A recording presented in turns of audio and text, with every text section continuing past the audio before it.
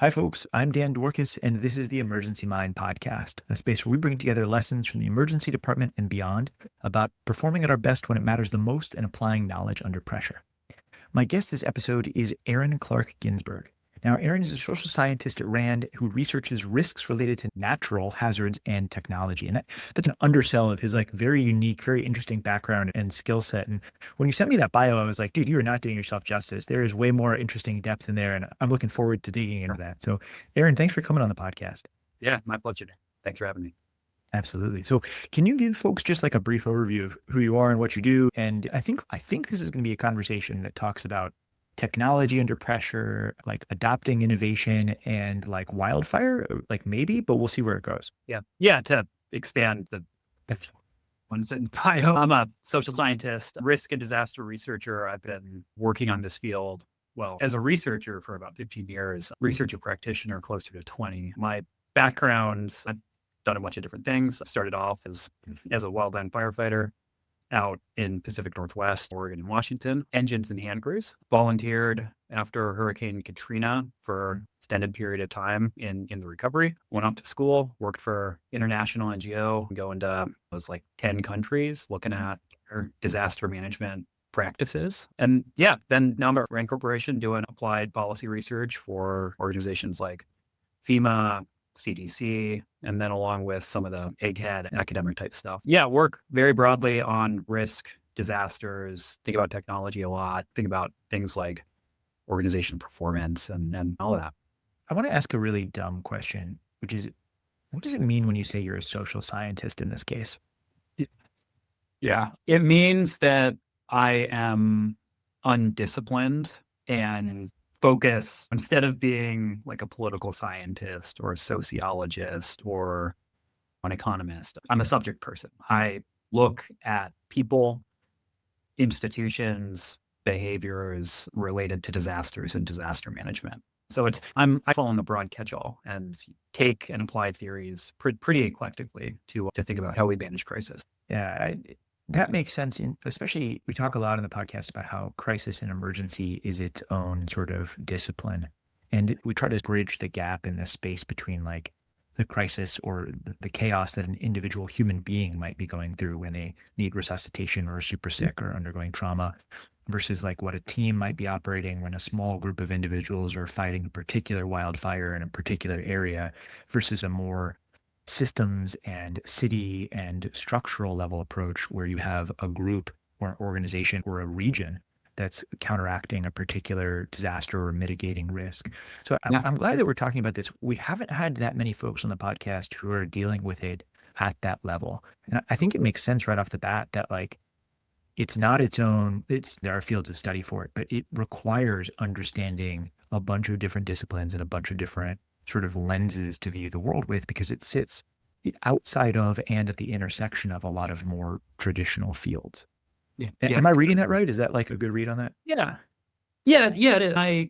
Some of the work on I've done work on like the electric grid and cybersecurity from this social science perspective.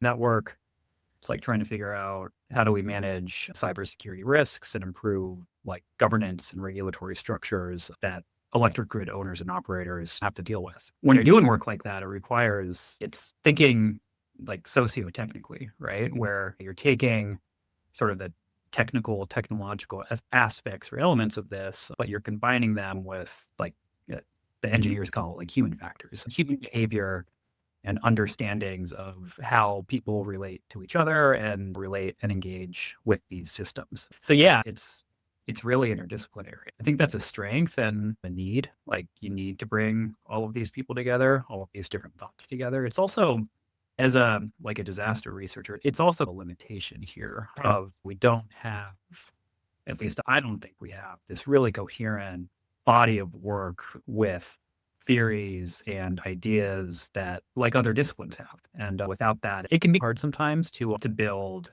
and improve. So I go back and forth with, should this field like be a discipline and should we move towards trying to create it as a discipline, or do we keep it eclectic and interdisciplinary and this subject? I think it's with them when it comes to like advancing practice. So I don't quite know what we should do, but right now it's not a discipline. It's just a collection of ideas and collection of different researchers. What are some of the other, as you look at that landscape around that space that could conceivably become a discipline, right? Like, what are the other sort of structures on that landscape? I think sometimes we think about emergency management Mhm. as like a technical skill set. How Mhm. do you deploy tools against problems, but not necessarily a theoretical one? We think about like disaster mitigation as like its own thing. Risk management is off in some other world. And then there's like econometrics that sort of, I don't even sure I really know what that word means in some cases, like swirling around this. But when you visualize that landscape, what do you see there? No, they're all forms of practice. And when you're going off, if you're on like an incident management team, for instance, if you're one of the people who are responsible for figuring out how to manage an incident, coordinate resources, how to make sense of things, you engage in a lot of different things that researchers tack different theories onto. One of the theories that I like to think about for incident management is high reliability organizations, right? It's how do you construct teams that function reliably under conditions of extreme pressure when they aren't actually supposed to function, when they're supposed to break down.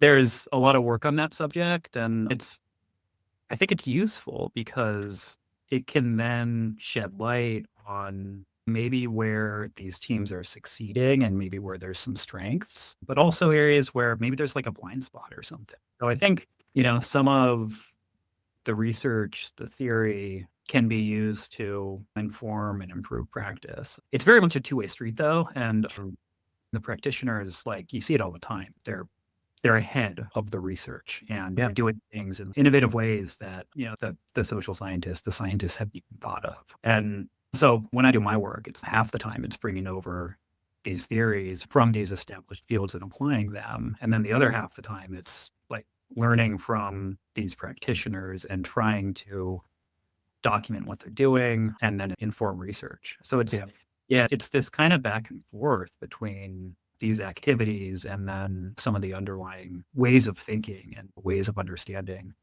risk and disaster response. No, I think that makes perfect sense. And if you've spent any time in any of these spaces of chaos and emergency, and there's a pretty high chance if you're listening to this podcast that you have, then you realize very quickly that the reality outpaces anything that you have placed around it. And every time you're like, it can't possibly work this way, it immediately works that way. And you're constantly navigating uncertainty and sense making around you and building it. And you're right that makes you push the edge of what's possible. But that doesn't mean that there's no theory that's useful around it, right? That it can't like be supported by structure, that it can't be supported by work. And I think that tension's a really interesting one. I was talking to a doctor this morning, a surgeon who was looking at this tension from a much sort of more, at least part of the conversation was looking at it from a much more individual lens. We were talking about when I operate, I do this way, and that's my experience, and that's the path I've charted through the wilderness of what's happening. And I've upgraded that by knowledge, but this is my path. And there's a tension between does it work for you versus does it work for a system on an individual person level? And then there's this broader sense of what do we think works on a larger scale? And what's the tension between learning from the people that are making it work with whatever tools they have and building a system that really supports them? I think why I find a lot of this so compelling to think about, and obviously this is what we started geeking out about when we were talking at Rand for the first time, and I think that's the arc that brings us all the way around to here. Yeah. It's really cool. Yeah, it's fascinating. All of these systems are that example of that surgeon. He is operating in something that works and works for him and works for him because of probably who he is and his background and his understanding and the expertise that he's built up. But I'm assuming, I don't know the surgery field now, but I'm assuming there's also this support staff and these sets of resources that are behind him that allow him to operate in the way that works for him. I think if I were to be a researcher and document his process, I would have to understand that sort of broader social and physical technological infrastructure around it and get at how he interacts with those infrastructures to make it translatable into another field. Otherwise, you would just be documenting what he is doing without that context. And if you port it over to someone else, it would inevitably fail. So yeah, I mean, I think there is that sort of, yeah, I guess it's that balance between the specificity and the generalizability. You got to be careful when you're trying to take some of these ideas and use them elsewhere. You really got to think what's behind them, and yeah, what is that broader space that's making these things possible. All right, we got super deep into far transfer of ideas really quickly. So I'm going to take a step backward, and then I think we're going to reconnect to that.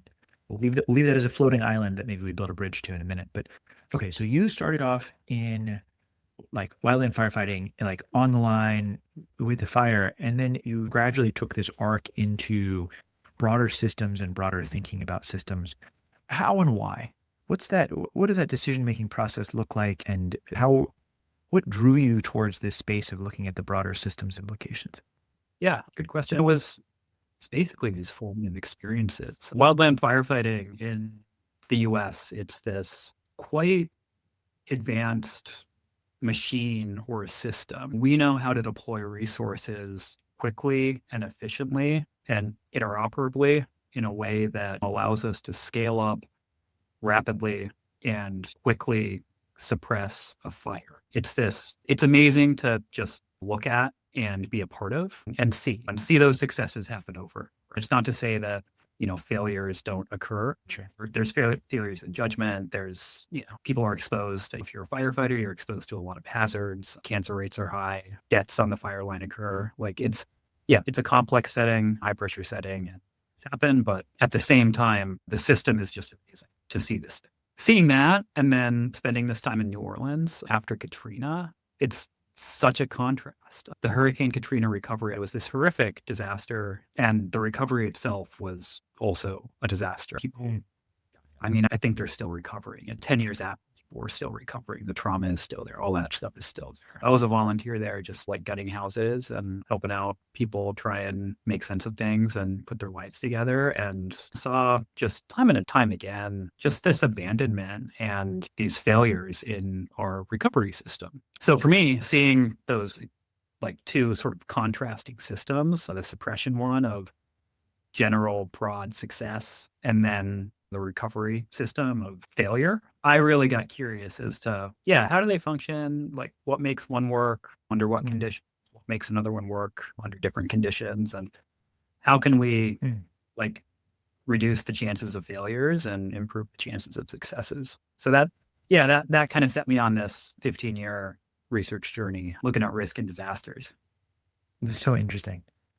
Comparing those systems is really fascinating. I think on a micro level, we see that in medicine quite frequently, where the systems set up to respond to a crisis are very different than the systems set up to generate, maintain, and recover health. You have two different ways of thinking and different methods of that. But you're right that it's impossible to really decouple those things if what you want is longer term, meaningful health or success or recovery or whatever the word is you want to put in the other end of that. Yeah, you need full spectrum risk management, strong preparedness, strong response, strong recovery, strong mitigation, and just overarching resilience. And, if you're missing some of that, if your mitigation or your recovery isn't working well, the disaster is still going to go in.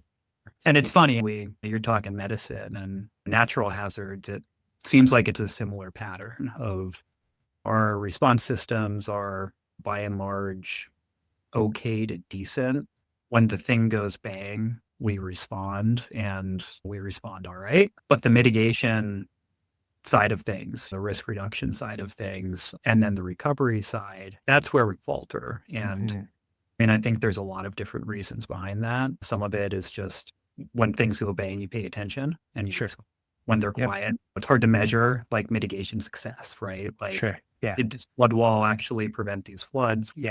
Do some modeling analysis and figure it out, but that's actually really hard to do. And then the recovery, it's like this sort of out of sight, out of mind. That's part of it. I think the incentives there for decision makers, the ones that hold the purse strings, aren't always aligned as well. Like we know that mitigation, despite being hard to measure, we know that mitigation saves a lot of money and saves a lot of lives compared to just response. But we time and time again fail to invest in there because it's this down the road payoff that you have to pay up front. And a lot of the times we just don't want to do that. And there's sort of powerful forces that are advocating against some of this stuff. Yeah. Anyway, I'm rambling a little bit here. No, I think that's a really interesting place to keep pressing, actually, right? Like that same structure of response versus mitigation, recovery, and then you threw another term in there, sort of overall resilience, right?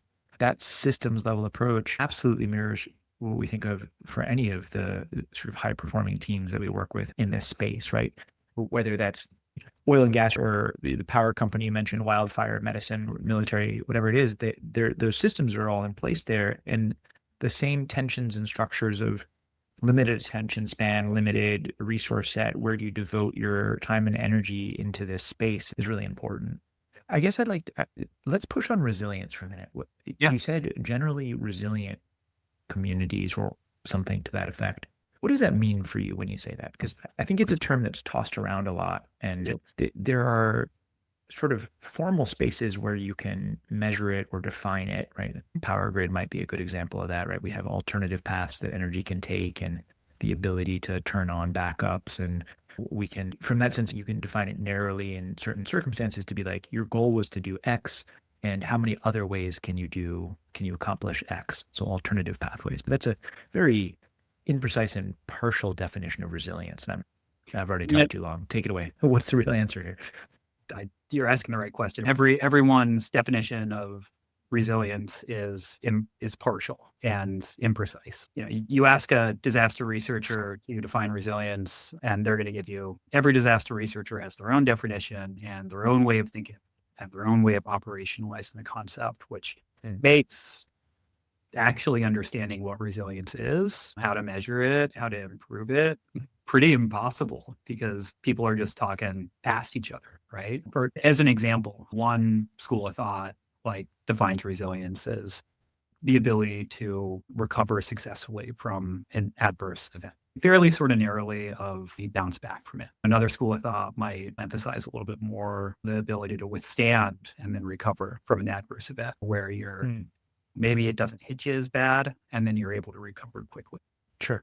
Third school of thought is they'll focus on adaptation and transformation in there as well. Of you experience this adverse event, you recover quickly, and then you make sure that it doesn't happen again by adapting or transforming your systems. Among those three areas, you then end up getting into a lot of different sort of policy interventions or interventions to build resilience. One of them is just about solid preparedness and fast recovery. Another one is about mitigation. And then another one is about, systems transformation and sense making to understand what happened and why and all those things. I think that's part of the problem with resilience as a term and a way of thinking. Just that lack of conceptual clarity makes it hard to use. I think if you define your terms pretty clearly and hopefully focus in on that transformative element of, let's try and make sure that this thing doesn't happen again, and that we are using this as an opportunity for learning and growth, that can then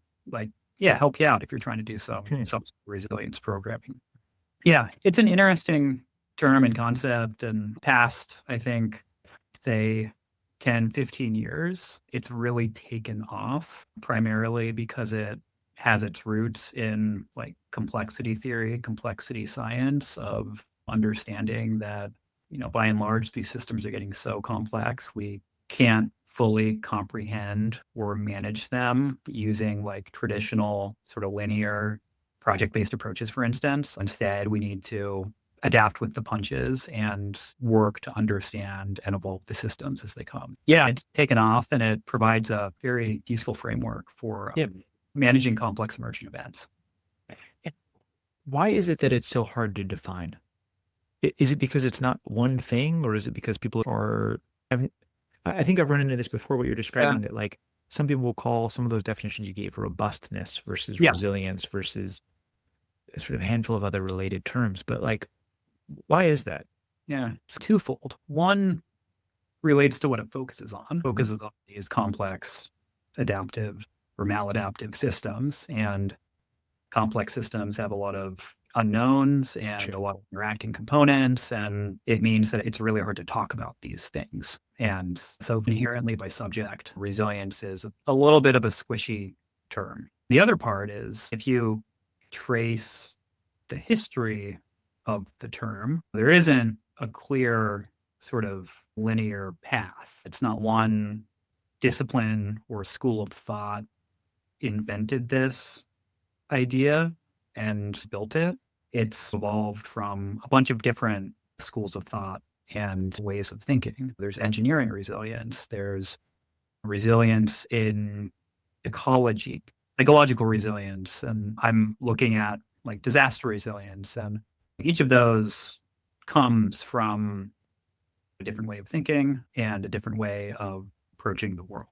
Engineering one, like you have these systems, they break, you put them back together. They're not as dynamic as an ecological view where systems do evolve and change. Sure. Ecosystem evolves and changes. So yeah, from that you get this lack of clarity on what works and what it is. Do you want to put a stake in the ground here and come? And what is your definition of resilience, or do you want to pass that question and we can go on to something else? I've given definitions of resilience before. I don't know if my own personal definition is all that helpful. I do think that if you want it to work well and you want to maximize the concept, leaning into that transformative component and really trying to emphasize what are you learning from this event and how are you building your systems and improving your systems from this event? Yeah. That's important. And then the missing piece, and this kind of relates back to what we were talking about earlier, but the missing piece of mitigation and making sure that you are working to ensure that whatever crisis hits doesn't hit quite as hard as if you weren't investing in that mitigation. Yeah. So I would put my focus towards those two parts because they're important and then often a little bit neglected. Nice.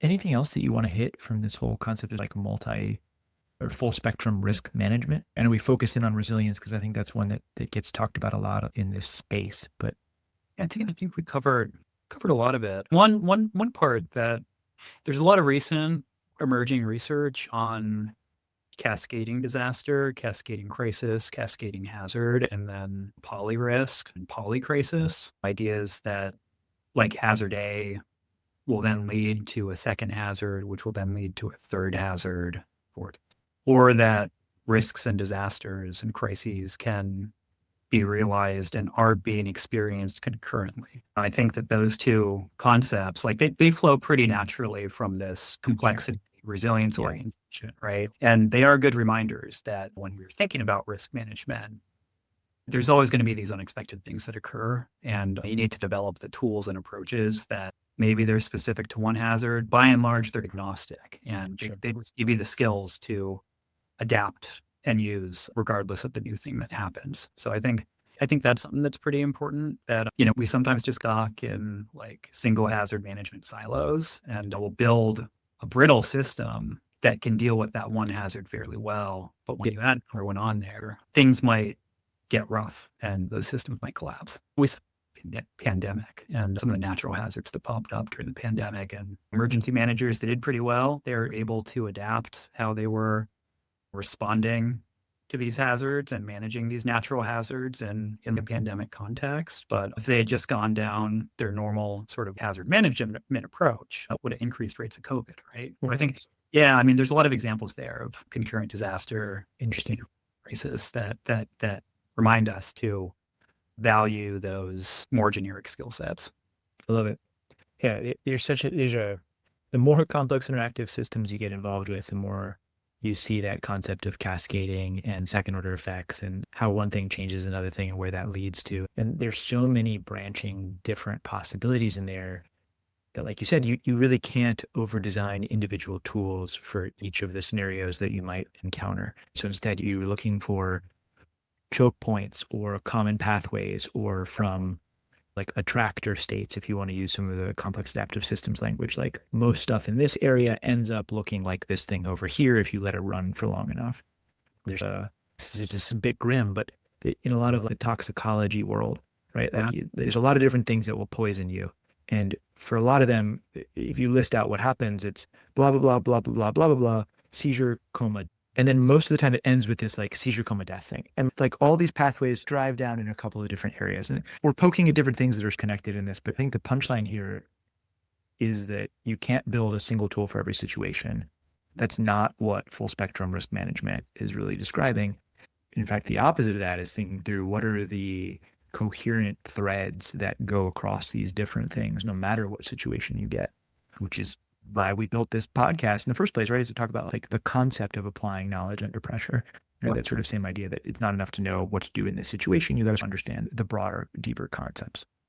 Yeah, it's these broader domains. And I think for people, it's about how you work and the strategies that you take, less about your certs in one particular area or one particular hazard. So I think, and building that, it requires a lot of experience and a lot of training and a lot of, I guess, teamwork with other sorts of people. So it's really difficult, I think, to acquire some of those skills in that sort of way. It's easy to pass a test. It's hard to put deep expertise and deep awareness into practice. And I think that touches us back on that island we left floating earlier, with this concept of, is this its own field, or is it like the collaboration of a lot of other spaces in there?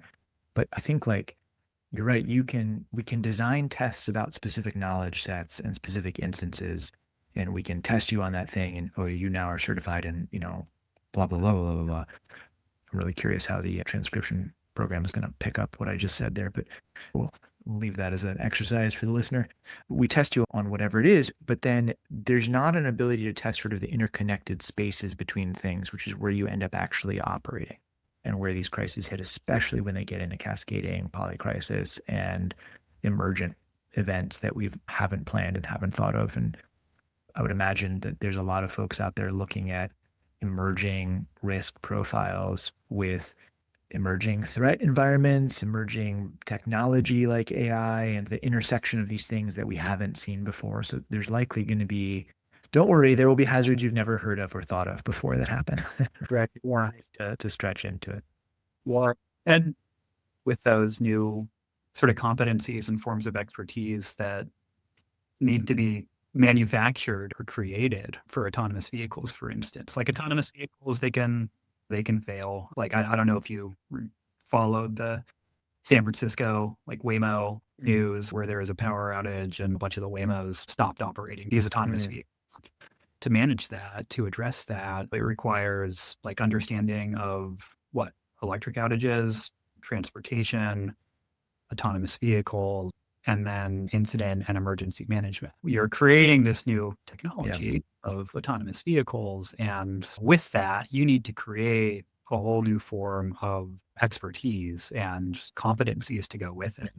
How those things evolve and who ends up like shaping and creating them, that determines like the effectiveness and sort of the biases and understandings in this area of expertise. Like I saw it with the work that I've done on electric grid cybersecurity, where you've got these engineers and these cybersecurity professionals that are sitting in a room and trying to understand like, what is electric grid cybersecurity and how do you balance off sort of continual bug bounties and maintenance and evolutions that you find in cyber systems with these big physical machines that have 40-year lifespans on the electric grid. And how do you think about that? And how do you manage those things? Yeah, I mean, it's fascinating to see these new techs take up and start to think about what it takes to manage them and understand them from that human social perspective.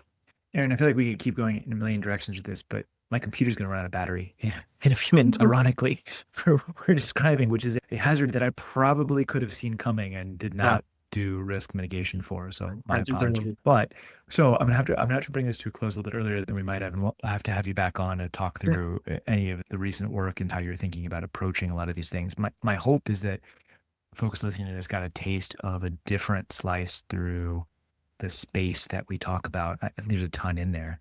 Before we end, I want to give you a chance to issue a challenge to everybody listening to this, something that you maybe want them to think about differently or do differently as they're listening to this episode. And I'm going to stall for you while you're thinking for a second by giving our normal disclaimer, right? Which is that our job here on the Emergency Mind podcast is to take the best of what everybody's already figured out about applying knowledge under pressure and bring it to the world.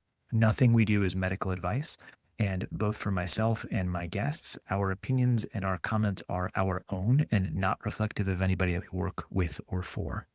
All right, so hopefully that was enough of a stall for you to come up with something fun to challenge people with. What do you want them to do differently? Yeah, I think, my challenge is as you go about whatever your profession is, try and step back a little bit and maybe think about what is your background and what is your formal training? What is the culture that you've been, professional culture that you've been inundated with? And what does that give you in terms of ways of thinking and ways of identifying risk and responding to risk? And where might your blind spots be a little bit? And who can you work with to help you identify some of your blind spots and come up with, a stronger way of managing risk? So keep that in your mind, I think, as you go about the day to day. I try and do that. I love it. And I love this idea of layering on lenses from different disciplines and different skill sets and using that to approach these multidimensional, hard to poke at problem sets. Super cool. Yeah. Aaron, thank you so much for coming on the podcast. Yeah. Thanks for having me, Dan. Hopefully talk soon.